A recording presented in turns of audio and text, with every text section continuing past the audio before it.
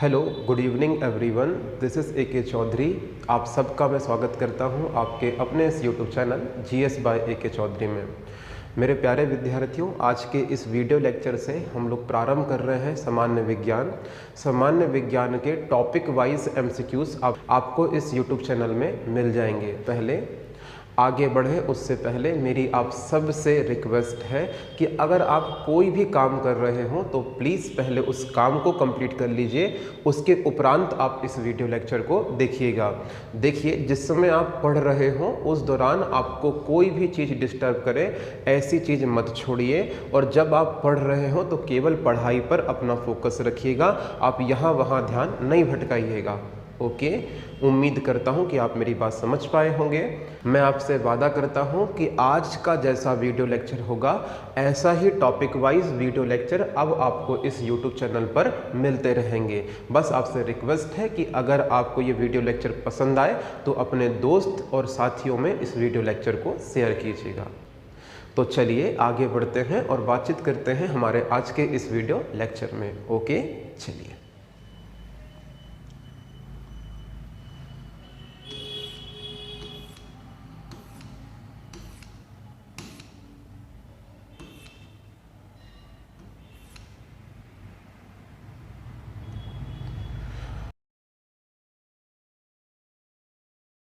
हमें सामान्य विज्ञान पर बातचीत करनी है। चलिए देख लेते हैं हमारा आज का पहला क्वेश्चन। हमारा आज का पहला क्वेश्चन है, सेल नाम किस जीव वैज्ञानिक ने सर्वप्रथम दिया था? Which biologist first gave the name cell? Okay, option देख लेते हैं। फ्लेमिंग नहीं, ल्यूवेनहॉक बिल्कुल नहीं, रॉबर्ट हुक जी हाँ। याद रखिएगा, जो सेल नाम देने वाले वैज्ञानिक थे इनका नाम था रॉबर्ट हुक। तो रॉबर्ट हुक पहले ऐसे वैज्ञानिक हुए जिन्होंने, याद रखना, सेल शब्द, सेल वर्ड दिया था। ओके, एक क्वेश्चन और ध्यान रखिए, जो रॉबर्ट हुक है इनकी पुस्तक का नाम क्या था? तो इनकी पुस्तक का नाम था माइक्रोग्राफिया। क्या नाम था? माइक्रोग्राफिया नामक पुस्तक थी। इसी के अंदर इन्होंने अपनी खोज का उल्लेख किया था, डिस्क्रिप्शन किया था। ओके, इसी के अंदर इन्होंने बताया कि इनके द्वारा खोजी गई जो कोशिका थी वो कैसी कोशिका थी? डेड सेल थी। और किस में खोजा था इन्होंने? तो कॉर्क नामक लकड़ी के अंदर इन्होंने यह खोज की थी। ठीक है, आगे बढ़ते हैं और आज का हमारा दूसरा क्वेश्चन देख लेते हैं।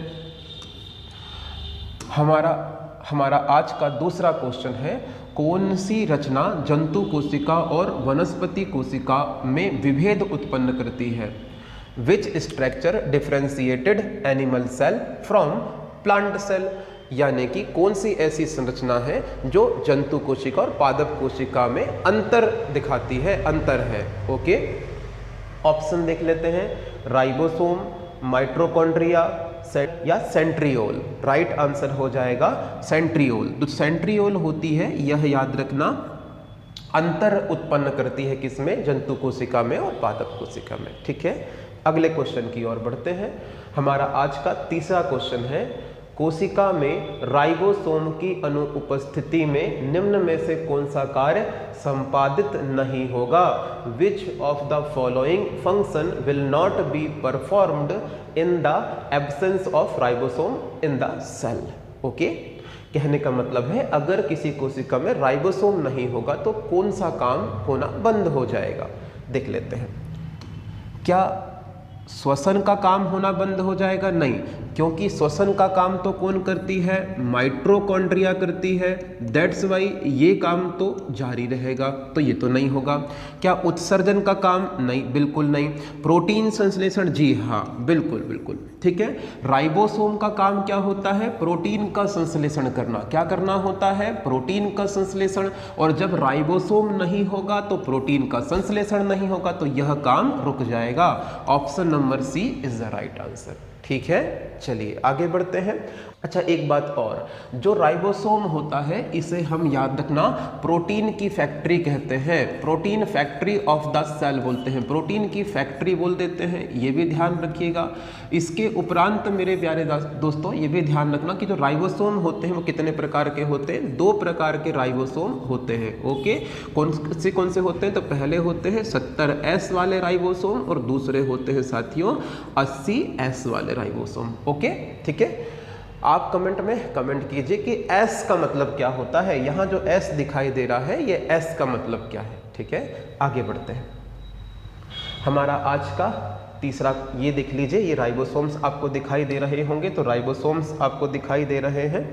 ठीक है, ये राइबोसोम्स आपको दिखाई दे रहे हैं, तो ये राइबोसोम है, तो इसका राइट आंसर प्रोटीन संश्लेषण हो जाएगा। ठीक है, हमारे आज के चौथे क्वेश्चन में चलते हैं। यदि माइटोकॉन्ड्रिया काम करना बंद कर दे तो कोशिका का कौन सा कार्य नहीं हो पाएगा। मैंने पिछले ही क्वेश्चन में आपको बता दिया है दोस्तों, ध्यान रखिएगा। माइटोकॉन्ड्रिया का काम क्या है, तो माइटोकॉन्ड्रिया जो है इसका काम याद रखना भोजन का ऑक्सीकरण करना होता है। तो भोजन का ऑक्सीकरण का काम कौन करती है, माइटोकॉन्ड्रिया करती है। और माइटोकॉन्ड्रिया को हम बोलते हैं energy house of the cell, कोशिका का ऊर्जा ग्रह, इसे हम बोलते हैं कोशिका का ऊर्जा ग्रह।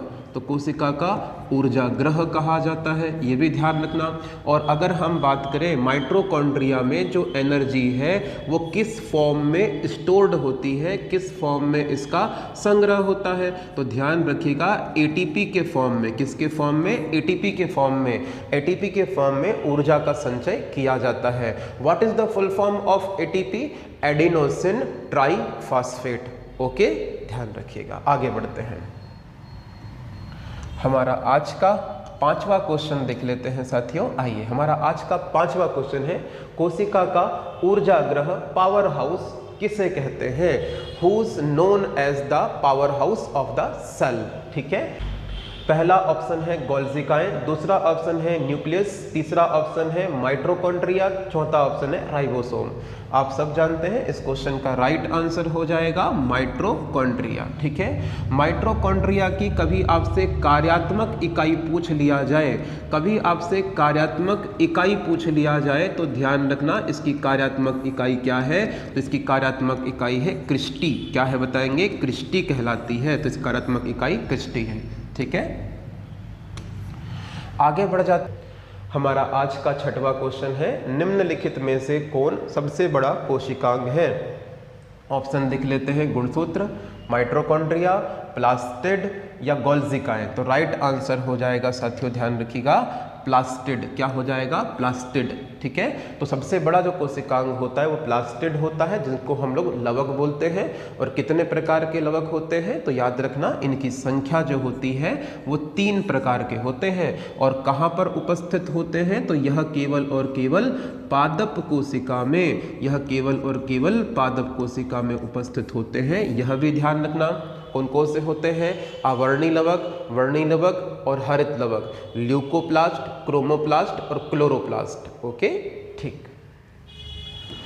अगले क्वेश्चन की ओर आगे बढ़ते हैं। हमारा आज का 7वां क्वेश्चन देख लीजिए, कोशिका में प्रोटीन संश्लेषण कहाँ पर होता है। हमने पहले क्वेश्चन के अंतर्गत भी बातचीत की थी साथियों, प्रोटीन संश्लेषण का कार्य कहाँ पर होता है, तो राइबोसोम में होता है। कहाँ पर होता है, राइबोसोम में होता है। और इसीलिए राइबोसोम को क्या बोलते हैं, कोशिका की प्रोटीन फैक्ट्री। क्या बोल देते हैं इसे, प्रोटीन फैक्ट्री कहा जाता है, ये ध्यान रखना। और अगर हम बात करें कितने प्रकार का होता है राइबोसोम, 2 प्रकार का होता है। पहला होता है 70S वाला होता है, दूसरा कौन सा होता है, 80S प्रकार का राइबोसोम होता है। ठीक है, आगे बढ़ते हैं। हमारा आज का 8वां क्वेश्चन देख लीजिए, पादप कोशिकाओं का सबसे बाहरी आवरण क्या कहलाता है, what is the outer layer of the plant cell. ठीक है, कोशिका झिल्ली नहीं, ये दूसरी लेयर होती है। कोशिका भित्ति, सेल वॉल, बिल्कुल सेल वॉल होती है। टीनोप्लास्ट नहीं, अंतःपारद्रवी जालिका बिल्कुल नहीं। तो राइट आंसर क्या हो जाएगा साथियों? कोशिका भित्ति हो जाएगा। तो आप देख रहे होंगे ये हमारी प्लांट सेल है और इस प्लांट सेल में ये जो आउटर लेयर आपको दिखाई दे रही है इसी को हम लोग क्या बोलते हैं? सेल वॉल के नाम से जानते हैं। ओके है क्या? तो इसको सेल वॉल, कोशिका भित्ति हम बोल देते हैं। अगला क्वेश्चन है, कोशिका को एक निश्चित रूप कौन प्रदान करती है? ध्यान रखिए, इसमें ऑप्शन देख लेते हैं। इसमें हम ऑप्शन देख लेते हैं। पहला ऑप्शन है कोशिका झिल्ली, कोशिका भित्ति, केंद्रिका और गोल्जिकाएं। राइट आंसर क्या हो जाएगा बताएंगे? कोशिका भित्ति हो जाएगा, सेल वॉल हो जाएगा। ठीक है, अगले क्वेश्चन की ओर चलते हैं। अगला क्वेश्चन है, कोशिका को निश्चित रूप कौन प्रदान करती है? कोशिका भित्ति है। कोशिका भित्ति आपको पिछले क्वेश्चन में बता दिया गया है। हमारा 10वां क्वेश्चन है, कोशिका द्रव में उपस्थित महीन, शाखित, झिल्लीदार और अनियमित नलिकाओं का घना जाल क्या कहलाता है? इसका राइट आंसर है गोल्जिकाएं नहीं, माइटोकॉन्ड्रिया बिल्कुल नहीं, राइबोसोम बिल्कुल नहीं, अंतःपारद्रवी जालिका। तो जो अंतःपारद्रवी जालिका होती है इसे बोलते हैं हम कोशिका द्रव में उपस्थित महीन, शाखित और झिल्लीदार और अनियमित नलिकाओं का घना जाल बोल देते हैं।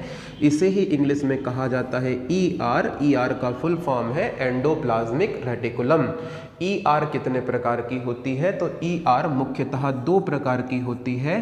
पहला जो होता है इसको बोलते हैं स्मूथ ER, चिकनी ER, चिकनी ER बोल देते हैं, है ना, स्मूथ ER बोलेंगे। और एक होती है खुरदुरी, खुरदुरी ER के नाम से इसे हम जानते हैं। ठीक है क्या? आगे बढ़ते हैं। हमारा अगला क्वेश्चन देख लीजिए। हमारा अगला क्वेश्चन है, ये प्रोटीन निर्माण का सक्रिय स्थल क्या है? ऑप्शन देख लेते हैं, लाइसोसोम, राइबोसोम, माइटोकॉन्ड्रिया, गोल्जिकाएं। आपको पहले ही बता दिया गया है, राइबोसोम जो है वो प्रोटीन संश्लेषण का निर्माण करता है। ठीक है, 12वें क्वेश्चन की ओर चलते हैं। कौन सा हमारा आज का 12वां क्वेश्चन है, कौन सा कोशिकांग केवल प्लांट सेल में पादप कोशिका में पाया जाता है? कोशिका भित्ति, हाँ प्लांट सेल में पाई जाती है। कोशिका भित्ति पाई जाती है, ऑप्शन चेक कर लेते हैं। लवक, प्लास्टिड, बिल्कुल हाँ ये भी पाए जाते हैं। रिक्तिकाएं, ये भी पाए जाते हैं। तो राइट आंसर क्या हो जाएगा? उपरोक्त सभी। क्या हो जाएगा? उपरोक्त सभी। ठीक है, अगले क्वेश्चन की ओर आगे बढ़ते हैं। हमारा आज का 13वां क्वेश्चन है, कोशिकीय श्वसन का सक्रिय स्थल क्या है? वह स्थल कौन सा है? वह स्थल कौन सा है जहां पर कोशिका की श्वसन की क्रिया होती है? हम पहले ही बातचीत कर चुके हैं, कोशिकीय श्वसन का जो सक्रिय स्थल होगा वह माइटोकॉन्ड्रिया होगा। क्या होगा? माइटोकॉन्ड्रिया होगा। हमारा आज का 14वां क्वेश्चन देख लेते हैं। अवर्णी लवक जिसे ल्यूकोप्लास्ट कहते हैं, यह पौधे के किस हिस्से में पाया जाता है? देखिए, जितने भी लवक होंगे ये सब कहाँ पर पाए जाएंगे? प्लांट सेल में पाए जाएंगे। लवक कितने प्रकार के होते हैं? 3 प्रकार के, ल्यूकोप्लास्ट, क्रोमोप्लास्ट और बोलेंगे क्लोरोप्लास्ट। ओके, हरित लवक, आवर्णी लवक और वर्णी लवक। उसी में से एक की बातचीत चल रही है। क्वेश्चन पूछा जा रहा है कि अवर्णी लवक मुख्यतः कहाँ पर पाया जाएगा? तो जो देखिए समझाते हैं आपको, है ना। तो 3 प्रकार के लवक होते हैं। पहला होता है अवर्णी लवक। यह पौधे के कहाँ पर पाया जाएगा? जड़ में और भूमिगत तने में, भूमिगत तने में पाया जाएगा। ठीक है, और फिर बात कर लेते हैं वर्णी लवक।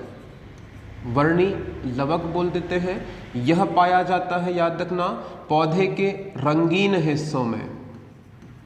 रंगीन हिस्सों में, रंगीन हिस्सों से क्या अभिप्राय है? फल, फूल इत्यादि से। ओके, ध्यान रखना, पत्तियों से इसका अभिप्राय नहीं है। पत्तियों के हरे रंग के लिए हरित लवक उत्तरदायी होता है, क्लोरोप्लास्ट उत्तरदायी होता है। और तीसरा होता है हरित लवक, और हरित लवक की अगर हम बात करें तो याद रखना यह हरे रंग के लिए उत्तरदायी है, और यह पत्ती और लीफ बोल सकते हैं इसको। और याद रखना जो सैसव तने होते हैं, शैशव तने होते हैं, इनमें भी याद रखना जो हरा रंग होता है इनके लिए उत्तरदायी है। तो हमारा क्वेश्चन क्या था, आवर्णी लवक कहाँ पर पाया जाएगा, तो बताएंगे याद रखना जड़ों की कोशिकाओं में। कहाँ पर पाया जाएगा, जड़ों की कोशिकाओं में। क्वेश्चन ले चलते हैं 15वें क्वेश्चन की ओर। फूलों और बीजों को विभिन्न प्रकार के आकर्षक रंग प्रदान करता है। हमने पिछले क्वेश्चन में बातचीत किए हुए थे, मुझे उम्मीद है कि आपको याद होगा। ठीक है, ल्यूकोप्लास्ट तो नहीं है, ये तो भूमिगत जो तना होगा, जड़ होगा, उसमें पाया जाएगा। Chromoplast is the right answer. Chloroplast जो है ये नहीं हो सकता, ये पत्तियों के हरे रंग के लिए उत्तरदायी है। और टीनोप्लास्ट नहीं, ये भी नहीं होगा। ठीक है, राइट आंसर हो जाएगा option number B. Question number 16 में चलते हैं। पत्तियों का हरा रंग किसके लिए होता है, पत्तियों का जो हरा रंग होता है वो क्लोरोप्लास्ट की वजह से होता है ना। अब बात कर लेते हैं, समझ लेते हैं।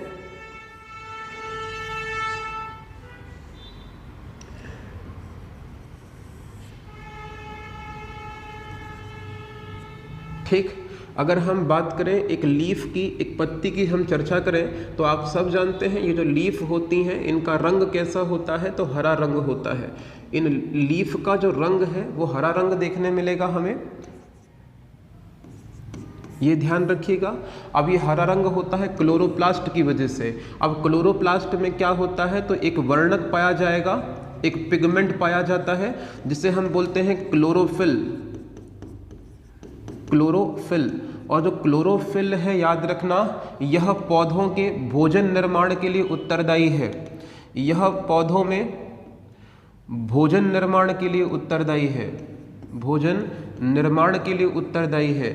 इस बात का भी ध्यान रखें कि पौधों में जो भोजन का निर्माण होता है वो फोटोसिंथेसिस प्रोसेस से होता है, जिसे हम प्रकाश संश्लेषण की क्रिया बोलते हैं। और प्रकाश संश्लेषण की क्रिया किसकी उपस्थिति में होती है, तो सूर्य के प्रकाश, हम बोल सकते हैं जल, और हम बोलेंगे CO2। तो इन तीन की उपस्थिति में वो फोटोसिंथेसिस की क्रिया होती है। और किसका निर्माण होता है बताएंगे, पौधों के भोजन का निर्माण होता है, यह भी ध्यान रखिएगा। चूंकि क्लोरोफिल के द्वारा पौधों के भोजन का निर्माण किया गया है, इसीलिए इसे हम पौधों का रसोई घर कहते हैं। पौधों का रसोई घर, किचन ऑफ द प्लांट, रसोई घर कहते हैं किसको बताएंगे, याद रखना क्लोरोफिल को कहते हैं। तो क्लोरोफिल को कहते हैं हम पौधों का रसोई घर। ठीक है, अगले क्वेश्चन की ओर बढ़ते हैं। कोशिका की आत्महत्या की थैली क्या कहलाता है, तो कोशिका की आत्महत्या की थैली लाइसोसोम। जी हाँ, कोशिका की जो आत्महत्या की थैली है ये लाइसोसोम कहलाता है। तो लाइसोसोम को हम लोग बोलते हैं कोशिका की आत्महत्या की थैली। राइबोसोम को हम प्रोटीन की फैक्ट्री बोलते हैं। जो केंद्रक है इसे मस्तिष्क बोलते हैं। याद रखिएगा, गोल्जिकाओं को हम कोशिका का यातायात प्रबंधक बोलते हैं। ठीक है, तो राइट आंसर क्या हो जाएगा, ऑप्शन नंबर ए। अगले क्वेश्चन की ओर बढ़ते हैं। हमारा 18वां क्वेश्चन है, लाइसोसोम में पाया जाने वाला वह एंजाइम जिसमें जीवद्रव को घुला देने या नष्ट कर देने की क्षमता होती है क्या कहलाता है। देखिए, जो लाइसोसोम होता है इसे हम कोशिका की आत्महत्या की थैली बोलते हैं। और जो लाइसोसोम होता है यह आवश्यकता पड़ने पर अपनी बाहर की जो लेयर है, आउटर लेयर है, इसको तोड़कर पूरी तरह से कोशिका द्रव में बिखर जाता है और आवश्यकता पड़ने पर पूरी कोशिका को डिस्ट्रॉय कर देता है। तो लाइसोसोम के अंदर जो एंजाइम पाया जाता है उसका नाम हमसे पूछा जा रहा है।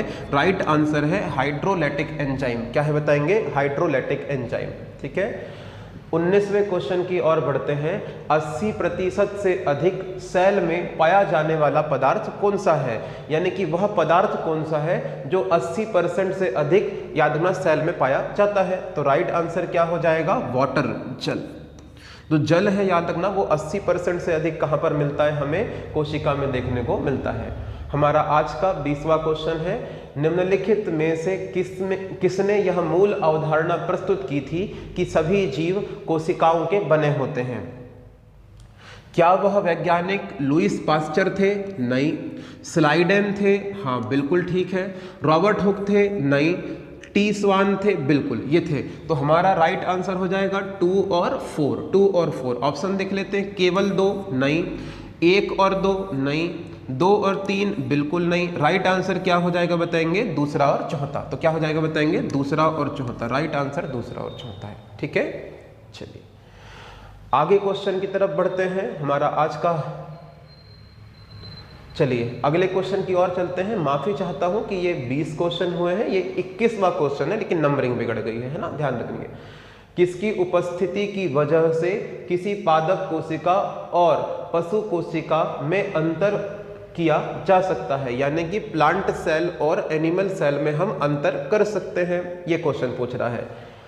क्लोरोप्लास्ट, हाँ ये प्लांट सेल में पाया जाएगा। कोशिका भित्ति प्लांट सेल में पाई जाएगी। कोशिका कला जंतु कोशिका में पाई जाएगी। नाभिक केंद्रक दोनों में पाया जाएगा। तो राइट आंसर हम क्या लगा सकते हैं, तो ध्यान रखिएगा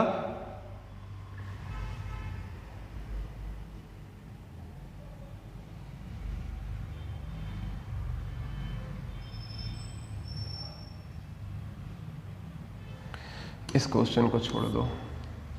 हमारा आज का 22वां क्वेश्चन देख लीजिए। 22वां क्वेश्चन है गोल्जिकाओं का मुख्य कार्य है। मुख्य कार्य क्या है ये बताना है। तो जो गोल्जिकाएं होती हैं इनका मुख्य कार्य क्या श्वसन का होता है? नहीं, ये तो माइटोकॉन्ड्रिया का कार्य है। कोशिका विभाजन का कार्य शुरू करना? नहीं, ये भी नहीं है। पाचक रस उत्पन्न करना? बिल्कुल नहीं है। इसका काम स्त्रावी की तरह होता है ना, तो ये स्त्रावी का काम इसका होता है। ठीक है, हमारा आज का 23वां क्वेश्चन देख लेते हैं। निम्नलिखित में से कौन सा कोशिकांग डीएनए रखता है? देखिए, जो कोशिका में डीएनए होता है वह कोशिका में 3 जगहों में उपस्थित होता है। डीएनए जो होता है वह 3 जगहों में उपस्थित होता है। पहला क्या होता है बताएंगे? माइटोकॉन्ड्रिया। जी हाँ, माइट्रो जो कॉन्ड्रिया है इसमें भी याद रखना डीएनए होता है। फिर बात कर लेते हैं और किस में होता है, तो जो हमारा हरित लवक है प्लांट में पाया जाता है, हरित लवक इसमें भी पाया जाता है। और फिर बात करें किसकी? केंद्रक की। किसकी बात करें? केंद्रक की। तो केंद्रक में भी पाया जाता है। तो 3 जगहों में याद रखना डीएनए पाया जाता है। What is the full form of DNA? तो डीऑक्सीराइबो न्यूक्लिक एसिड। ऑप्शन देख लेते हैं। सेंट्रियोल नहीं है, गोल्जिकाएं बिल्कुल नहीं है, लाइसोसोम बिल्कुल नहीं है, mitochondria is the right answer. ठीक है, तो हमारा राइट आंसर हो जाएगा 4th नंबर का। अगले क्वेश्चन की ओर चलते हैं। कौन सा कोशिकांग प्रोटीन संश्लेषण में मुख्य रूप से भूमिका निभाता है? तो ध्यान रखिएगा, प्रोटीन संश्लेषण में मुख्यतः जो भूमिका निभाते हैं वह कौन निभाते हैं? लाइसोसोम नहीं, सेंट्रोसोम नहीं। एंडोप्लाज्मिक रेटिकुलम, जी हाँ, जो खुरदुरी ईआर होती है जिसको हम ड्राई ईआर बोलते हैं तो वो भी भूमिका निभाती है। और राइबोसोम, जी हाँ, ये वाला राइट आंसर हो सकता है। गोल्जिकाएं नहीं, माइटोकॉन्ड्रिया बिल्कुल नहीं, लाइसोसोम बिल्कुल नहीं, माइटोकॉन्ड्रिया बिल्कुल नहीं। तो राइट आंसर हो जाएगा ऑप्शन नंबर बी। ठीक है, अगले क्वेश्चन की ओर आगे बढ़ते हैं। हमारा आज का 26वां क्वेश्चन है। कौन सा अंगक प्रायः जंतु कोशिकाओं में उपस्थित नहीं होता? कौन सा ऑर्गेनिज्म है जो कि एनिमल सेल में नहीं पाया जाता? ऑप्शन देख लेते हैं। ऑप्शन देख लेते हैं। लवक, जी हाँ, जो लवक होता है यह जंतु कोशिका में नहीं पाया जाता, यह केवल और केवल पादप कोशिका में पाया जाता है। तो राइट आंसर हो जाएगा यह। गोल्जिकाएं दोनों में पाया जाता है इसलिए कट जाएगा। माइटोकॉन्ड्रिया दोनों में पाया जाएगा इसलिए कट जाएगा। ईआर दोनों में पाई जाती है इसलिए कट जाएगी। तो राइट आंसर हो जाएगा ए। लाइसोसोम का मुख्य कार्य क्या है? ऑप्शन देख लीजिए। प्रोटीन संश्लेषण नहीं, प्रोटीन संश्लेषण का जो कार्य होता है वह आप सब जानते हैं कहां पर होता है? राइबोसोम में। पैकेजिंग एवं प्रोसेसिंग, तो नहीं, ये भी नहीं होता। बोलेंगे अंतः कोशिकीय पाचन, जी हाँ, अंतः कोशिकीय पाचन इज द राइट आंसर। वसा का संश्लेषण बिल्कुल नहीं। ठीक है, तो राइट आंसर हो जाएगा अंतः कोशिकीय पाचन, ऑप्शन नंबर सी। लाइसोसोम का मुख्य कार्य क्या है? तो बताएंगे अंतः कोशिकीय पाचन है। माइटोकॉन्ड्रिया के भीतर जो वलन पाए जाते हैं, जो संरचना पाई जाती है वो क्या कहलाती है? क्या वह क्रिस्टी कहलाती है? जी हाँ, क्रिस्टी कहलाती है। ऑक्सीसोम नहीं। क्या मैट्रिक्स कहलाती है? नहीं।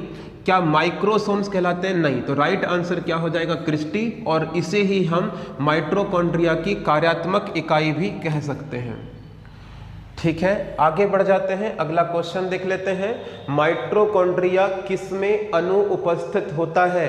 तो माइटोकॉन्ड्रिया किस में अनुपस्थित होता है, किन जीवों की कोशिका में नहीं मिलेगा हमें, तो याद रखिएगा ईस्ट में मिलेगा, कवक में मिलेगा, जीवाणु में नहीं मिलेगा। जीवाणु की बात करेंगे तो इसमें नहीं मिलता है, हरे सवाल में भी मिल जाएगा। तो जो जीवाणु है याद रखना, जिन्हें हम PPLO बोल सकते हैं या MLO बोल सकते हैं, ध्यान रखिएगा। Pleuropneumonia like organism, molecules like organism बोल सकते हैं। तो इनमें याद रखना माइटोकॉन्ड्रिया नहीं पाया जाता है, ठीक है। हमारा आज का 31वां क्वेश्चन देख लीजिए। जीव द्रव शब्द का सर्वप्रथम प्रयोग किस वैज्ञानिक ने किया था? डार्विन नहीं, पुरकिंजे जी हाँ, जॉन रे बिल्कुल नहीं है, हैचिसन बिल्कुल नहीं। तो राइट आंसर क्या हो जाएंगे? पुरकिंजे, ठीक। हमारे अगले क्वेश्चन की ओर हम चलते हैं। जीव द्रव जीवन का भौतिक आधार है, यह किसका कथन है? ठीक है, ऑप्शन देख लेते हैं। हेनरी नहीं, लैमार्क बिल्कुल नहीं, हैक्सले जी हाँ, हैक्सले ने कहा था कि जो जीव द्रव है वह जीवन का भौतिक आधार है। ट्रेविरनस बिल्कुल नहीं, तो option number C is the right answer. हमारे अगले क्वेश्चन की ओर आज का अगला क्वेश्चन है। डीएनए के डबल हेलिक प्रारूप का प्रतिपादन सबसे पहले किसने किया था? ऑप्शन देख लेते हैं। वॉटसन और क्रिक जी हाँ, वॉटसन और क्रिक ने किया था। फिशर और हॉल्डॉनी नहीं, लैमार्क और डार्विन बिल्कुल नहीं, और ह्यूगो और ब्रिज बिल्कुल नहीं। तो राइट आंसर क्या हो जाएंगे? वॉटसन और क्रिक। डीएनए का फुल फॉर्म क्या होता है आपको पता होना चाहिए साथियों। What is the full form of DNA? तो डीऑक्सीराइबो न्यूक्लिक एसिड इसका फुल फॉर्म होता है, पहली बात। दूसरी बात, इसकी खोज कब की गई थी? तो डीएनए की खोज याद रखिएगा 1953 में की थी, 1953 में की थी। ये ध्यान रखना किसने की है? तो जेम्स वॉटसन और क्रिक ने की थी, और इसके लिए इन्हें नोबेल प्राइज से भी सम्मानित किया गया। नोबेल प्राइज दिया गया सन 1901 में। कब दिया? सॉरी माफी चाहता हूँ, इसके लिए इन्हें नोबेल प्राइज दिया गया 1962 में। कब दिया गया बताएंगे? 1962 में। और नोबेल पुरस्कार का जो प्रारंभ है, नोबेल पुरस्कार का जो प्रारंभ देखने मिलता है वह 1901 में हमें देखने को मिल जाता है, ठीक है। चलिए आगे बढ़ जाते हैं अगले क्वेश्चन की ओर। चलिए आगे बढ़ते हैं और डिस्कस करते हैं हमारा आज का 34वां क्वेश्चन। 34वां क्वेश्चन है, न्यूक्लियस की खोज सर्वप्रथम किसने की थी? देखिए केंद्रक की खोज जो है रॉबर्ट ब्राउन ने की थी, लेकिन कोशिका की खोज रॉबर्ट हुक ने की थी। तो कोशिका की खोज रॉबर्ट हुक ने, केंद्रक की खोज रॉबर्ट ब्राउन ने। ऑप्शन देख लेते हैं। ल्यूवेनहॉक बिल्कुल नहीं, इन्होंने जीवित कोशिका की खोज की थी। इन्होंने सर्वप्रथम जीवित जो कोशिका है, लिविंग जो सेल है, जीवित कोशिका है, इसकी खोज की थी। ये भी ध्यान रखना, जीवित कोशिका की खोज की थी। बात करें स्वान की, तो स्वान ने नहीं, इन्होंने नहीं की थी। बोलेंगे हॉफमिस्टर बिल्कुल नहीं की थी, और रॉबर्ट ब्राउन ने खोज की थी। तो Robert brown is the right answer, ठीक है। तो रॉबर्ट ब्राउन ने खोज की थी। आगे बढ़ जाते हैं, चर्चा कर लेते हैं आज का हमारा 35वां क्वेश्चन। कोशिका की क्रियात्मक गतिविधियों का नियंत्रक कौन होता है या नियंत्रित कौन करता है? किसके द्वारा हमारे कोशिका की क्रियात्मक गतिविधियां नियंत्रित होती हैं? ऑप्शन देख लेते हैं।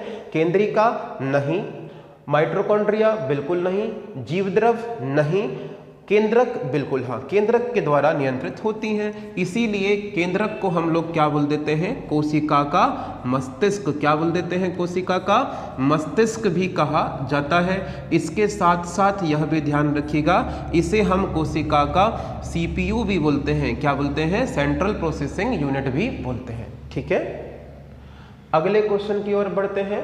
गुणसूत्र शब्द सबसे पहले किसने प्रतिपादित किया था? तो गुणसूत्र शब्द देने वाले व्यक्ति कौन थे? हॉफमिस्टर नहीं, वोल्डेयर बिल्कुल हाँ है, सुटन नहीं, वैगनर नहीं। तो याद रखना गुणसूत्र शब्द देने वाले थे वोल्डेयर। कौन थे बताएंगे? वोल्डेयर। तो वोल्डेयर ने गुणसूत्र शब्द का प्रतिपादन किया था, ठीक है। तो ये वोल्डेयर साहब की इमेज है, देख लीजिए एक बार। हमारे अगले क्वेश्चन की ओर चलते हैं कि ER जिसे हम अंतः पारद्रवी जालिका बोलते हैं, इसकी खोज किसने की थी?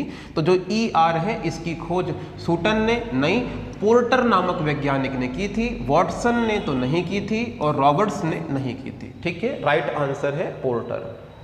अगले क्वेश्चन की ओर बढ़ते हैं।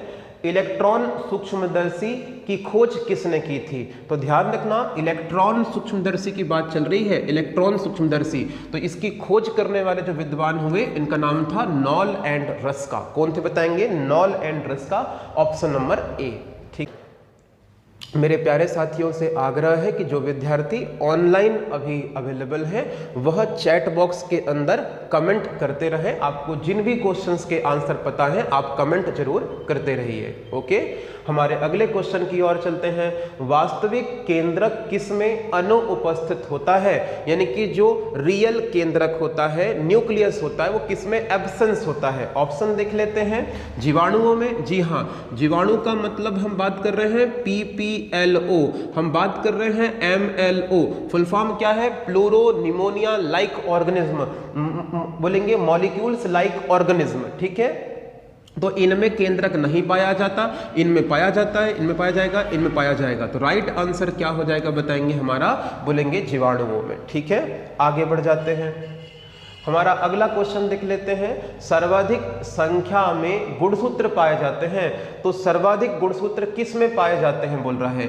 गन्ने में नहीं, आलू में बहुत कम है, मनुष्यों में, तो मनुष्यों में तो 23 जोड़े हैं, आप सब जानते हैं। और बोलेंगे ऑफियोग्लोसिस, ऑफियोग्लोसिस इज द राइट आंसर। लगभग 1300 गुणसूत्र पाए जाएंगे, 1300 गुणसूत्र सबसे अधिक हैं इसमें। ठीक है, अगले क्वेश्चन की ओर बढ़ते हैं। हमारा ये ऑफियोग्लोसिस की इमेज एक बार देख लीजिए, आपके लिए इंपॉर्टेंट है, याद रहेगा, है ना। तो सबसे अधिक गुणसूत्र पाए जाते हैं ऑफियोग्लोसिस में। अगला क्वेश्चन है हमारा आज का 41वां क्वेश्चन है। कोशिका का जीवित अंश जीवद्रव कहलाता है, यह किससे बना होता है? तो जीवद्रव किससे बना होता है हम देख लेते हैं। केवल कोशिका द्रव से? नहीं।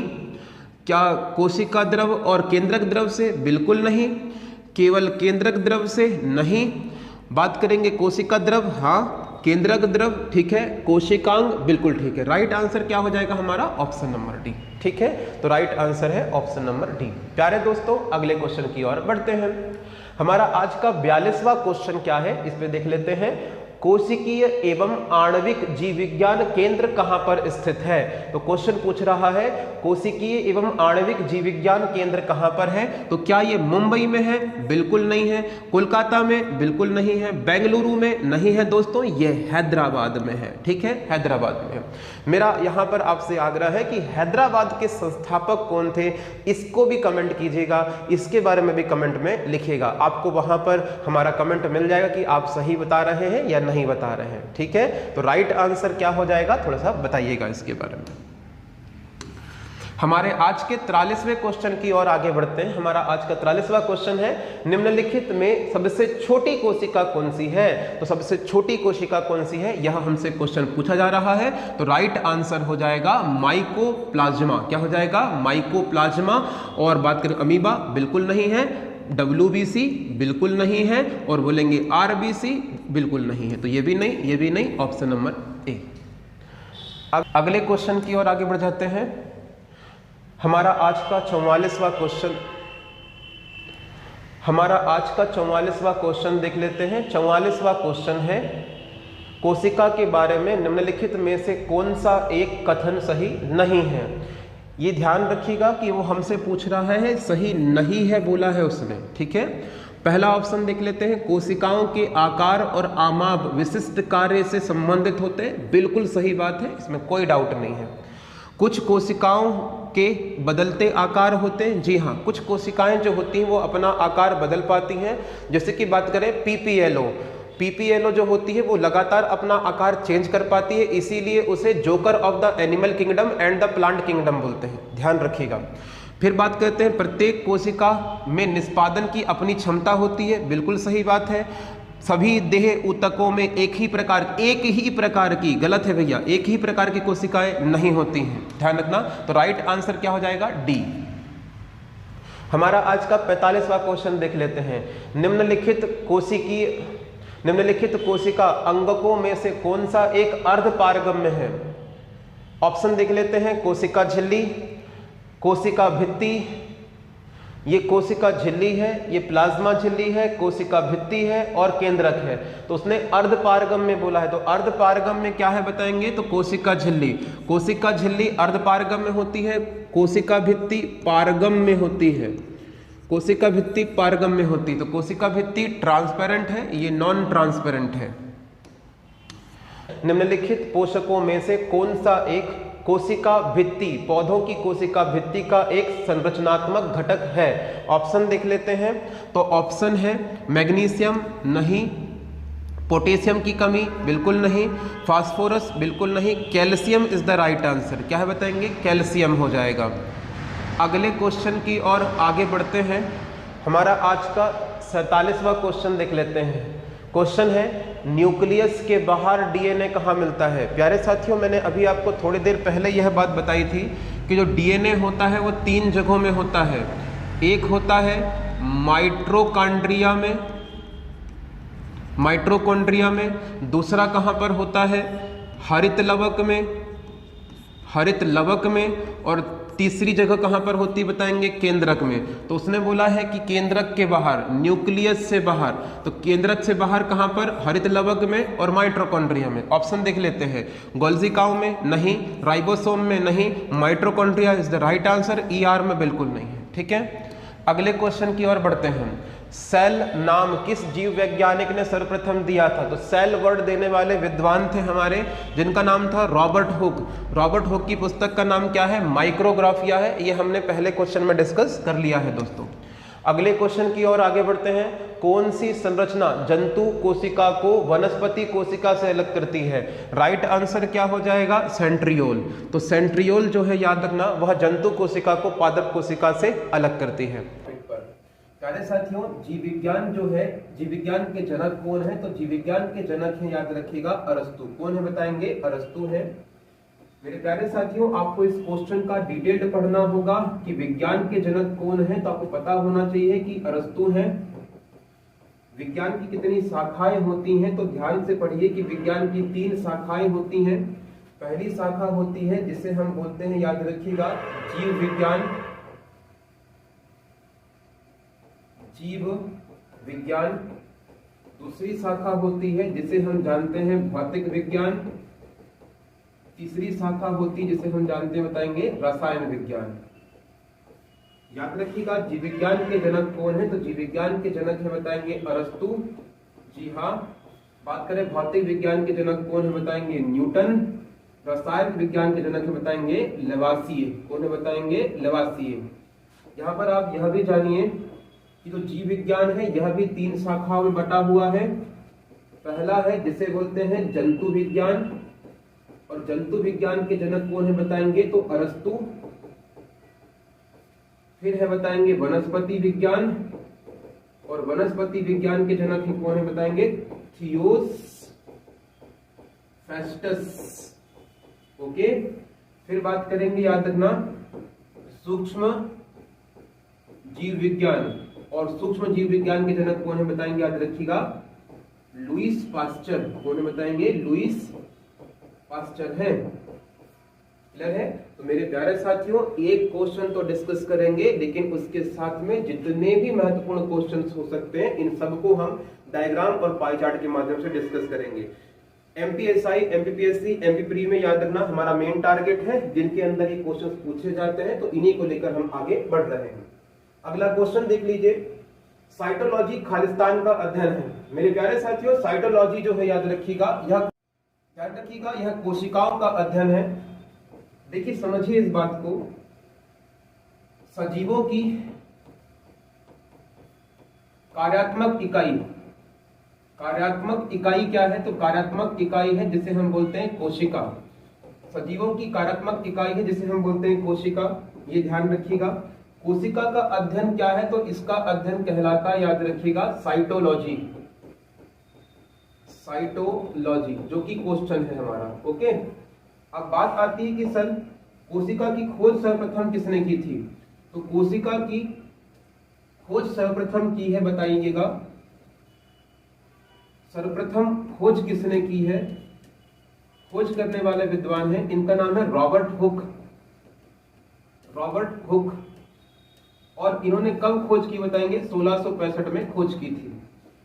इन्होंने इस बात का उल्लेख कहां पर किया गया बताएंगे? माइक्रोग्राफिया में। माइक्रोग्राफिया नामक इनकी पुस्तक थी, इसमें उल्लेख किया था। डन है। इसके बाद में बात करें तो याद ना, इन्होंने जिस कोशिका की खोज की थी ये मृत कोशिका थी, मृत कोशिका थी, ये भी ध्यान रखिएगा। लेकिन एग्जामिनर अगर पूछ ले आपसे कि बताइए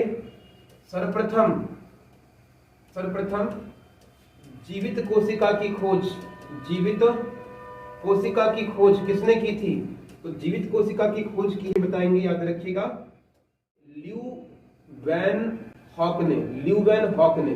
ओके, तो जीवित कोशिका की खोज की है ल्यूवेनहॉक ने। ओके साथियों, आगे बढ़ते हैं आज के तीसरे क्वेश्चन में। निम्न में से किसका निर्माण मानव शरीर में नहीं होता? मानव शरीर के अंदर किसका निर्माण नहीं होता, ये क्वेश्चन है। ऑप्शन दिया हुआ है विटामिन ए का, प्रोटीन का, एंजाइम का, वसा का। मेरे प्यारे साथियों, इस क्वेश्चन का राइट आंसर हो जाएगा विटामिन ए का। जी हाँ, विटामिन ए का निर्माण मानव शरीर के अंदर नहीं होता है, ध्यान रखिएगा। इसे हम बाहरी स्रोत से प्राप्त करते हैं। याद ना, यह किसमें होता बताएंगे? गाजर के अंदर मुख्यतः पाया जाता है। गाजर है और जो मछली है, याद रखना मछली है, इसमें हमें विटामिन ए मिलता है। प्रोटीन का निर्माण मानव शरीर के अंदर होता है, एंजाइम का होता है, वसा का भी होता है। ठीक है। अगर बात करें विटामिन ए की बात करें तो विटामिन जो ए है, याद रखना, इसका रासायनिक नाम क्या है पता होना चाहिए आपको। इसका रासायनिक नाम है बताएंगे रेटिनॉल। क्या बताएंगे? रेटिनॉल। और इसकी कमी से कौन सा रोग होता है? तो इसकी कमी से होने वाला जो रोग है इसे बोलते हैं, याद रखिएगा, रतौंधी। कौन सा रोग होता है बताएंगे? रतौंधी। और रतौंधी रोग मानव शरीर की जो आंखें हैं, आंखों को प्रभावित करता है। क्लियर है साथियों? तो ये ध्यान रखिएगा, वेरी वेरी इंपॉर्टेंट पॉइंट है। विटामिन ए का निर्माण मानव शरीर में नहीं होगा। विटामिन ए का रासायनिक नाम क्या है? रेटिनॉल। इसकी कमी से कौन सा रोग होगा? तो इसकी कमी से रोग होता है, कमी से रोग होगा, इसका नाम है रतौंधी, प्रभावित करेगा आंखों को। क्लियर है? आगे बढ़ते हैं। हमारा आज का चौथा क्वेश्चन है, निम्न में से एड्स किसके कारण होता है? तो ध्यान रखना, जो एड्स है मेरे प्यारे साथियों, जो एड्स है वो विषाणु के माध्यम से होता है, यह ध्यान रखिएगा। अब बात करें, याद रखना, इसका वाहक क्या है? तो इसका वाहक है बताएंगे, इसका वाहक है HIV। क्या बताएंगे? HIV। फुल फॉर्म है ह्यूमन इम्यूनो वायरस। क्या नाम बताएंगे? Human immuno virus. आपके एग्जाम में इसका फुल फॉर्म पूछा जाएगा, ह्यूमन इम्यूनो वायरस। याद रखिएगा, ये फैलता किससे है? तो जो एड्स है, याद रखना, ये फैलता कैसे है? तो बताएंगे 4 वजहों से फैलता है। 4 वजह कौन कौन सी है? तो याद रखिएगा, संक्रमित सुई, असुरक्षित यौन संबंध, याद रखना, गर्भवती माता से अपने पुत्र को, और इसके साथ में याद रखिएगा किसी संक्रमित ब्लड को, याद रखना, किसी असंक्रमित व्यक्ति को चढ़ा दिया जाए तो उससे भी बताएंगे एड्स फैलता है। क्लियर है साथियों? आगे बढ़ते हैं। नेक्स्ट क्वेश्चन है हमारा, क्वेश्चन है लाल रुधिर कणिकाओं अर्थात आरबीसी का निर्माण मानव शरीर में कहां पर होता है? तो आरबीसी का निर्माण कहां पर होता है, यह क्वेश्चन पूछा जा रहा है, ध्यान रखिएगा। तो याद ना, इसका राइट आंसर हो जाएगा, आरबीसी का निर्माण होता है अस्थि मज्जा में। जी हाँ, याद रखिएगा, ये हमारी बोन है प्यारे साथियों। मान लीजिए कि यह एक बोन है, यह बोन है। तो इस बोन के अंदर अगर हम देखें तो एक, याद रखना, यहाँ पर खोखला हिस्सा पाया जाएगा। ये खोखला हिस्सा पाया जाता है।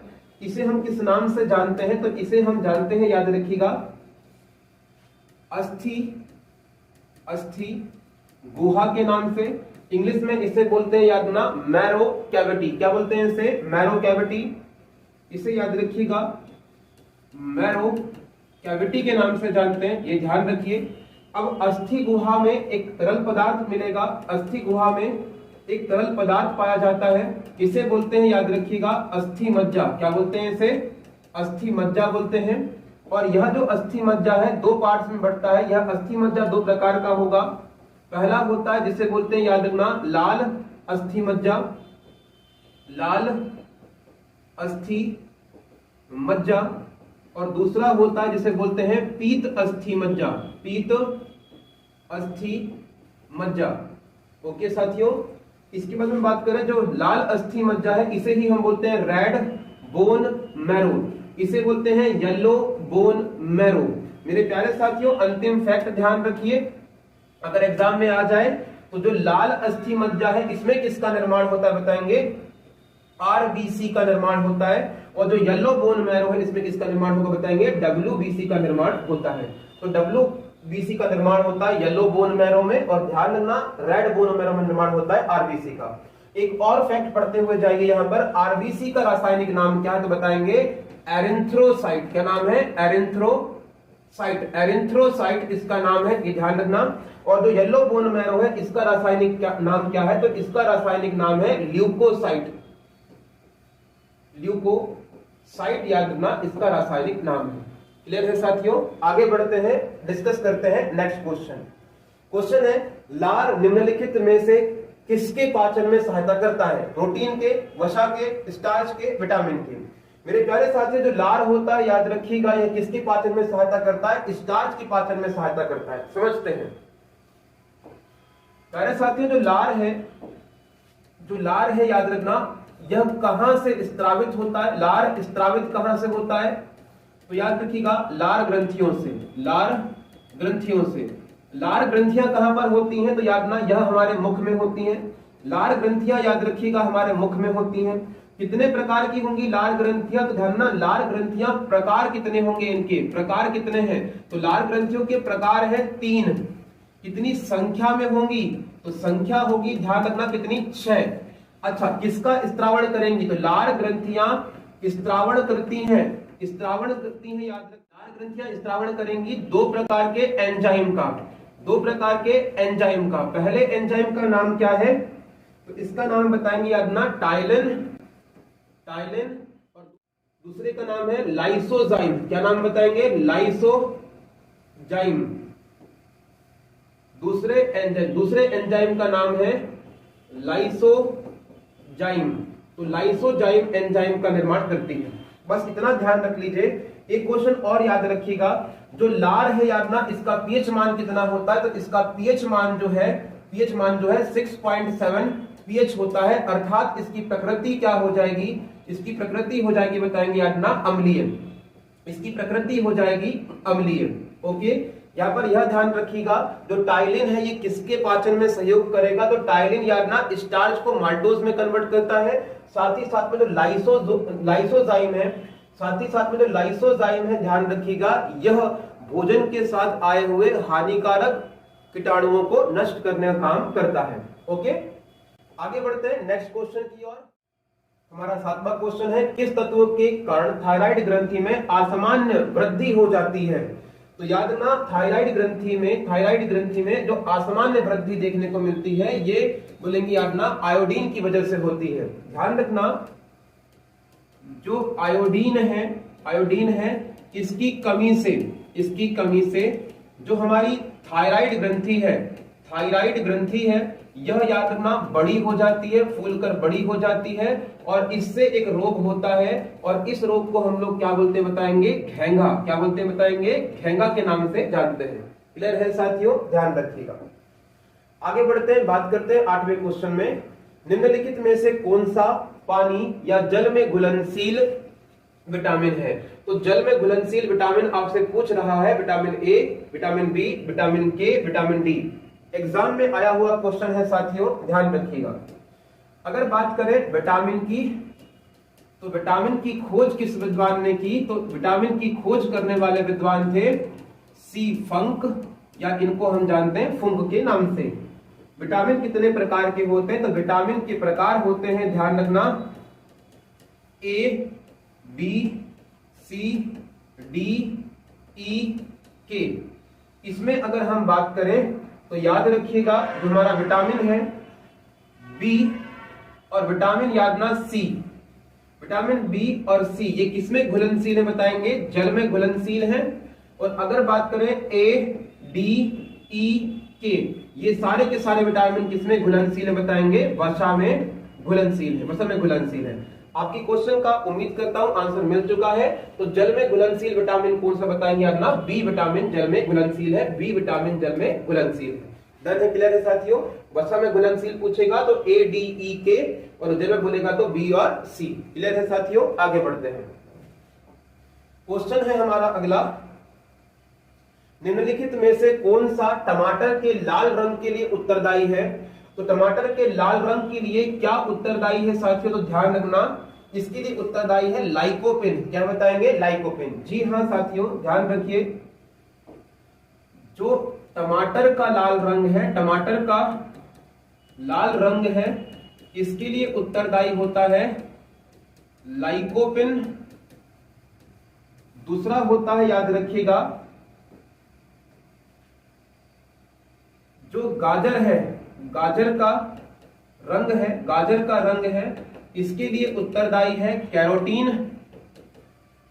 ये भी ध्यान रखिए। इसके बाद में बात करें, जो चुकंदर है हमारा, चुकंदर है, चुकंदर के रंग के लिए क्या उत्तरदायी है बताएंगे?